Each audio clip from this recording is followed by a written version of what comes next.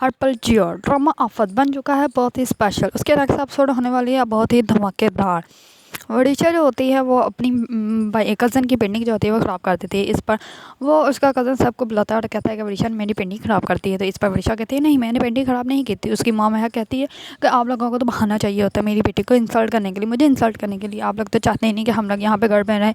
बहुत ज़्यादा वो तमाशा करते हैं। इस पर उसका हस्बैंड आ जाता है, वड़ीचा का बाप आ जाता है और कहता है कि वड़ीचा क्या तुमने ये सब कुछ किया है। वड़ीचा मानने लगी होती है कि मैंने ही किया।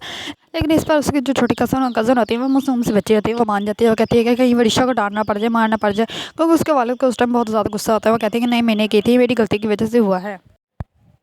इस पर वड़ीचा की वालदा बहुत ज़्यादा गुस्सा करते हैं, कहते हैं कि आप लोग आपको अब सुकून मिल गया है, सबके सामने मनी इंसल्ट करके मैं इस घर में रहने नहीं चाहती, अब मुझे अलग घर चाहिए। इस पर उसका वालिद कहता है, वड़ीचा का वालिद कहता है हाँ ठीक है मैं तुम्हें अलग घर लेके देता हूँ। इस पर महक बहुत ज़्यादा खुश हो जाती है और कहते हैं कि अब तो मेरे ख्वाब पूरे हो जाएंगे, अब तो मुझे अलग घर मिलेगा और प्रॉपर्टी भी मिलेगी। महक सुबह होते ही अपने दोस्त को कॉल करती है और बताती है कि मुझे मेरा बंगला मेरे नाम लगने वाला है और प्रॉपर्टी में भी हिस्सा मिलने वाला है। अब तो मैं अमीरजादी हो जाऊंगी, अब मैं तुम्हें दिखाऊंगी कि मैंने अपने ख्वाब कैसे पूरे किए हैं। इस पर उसका दोस्त कहता है बहुत अच्छी बात है।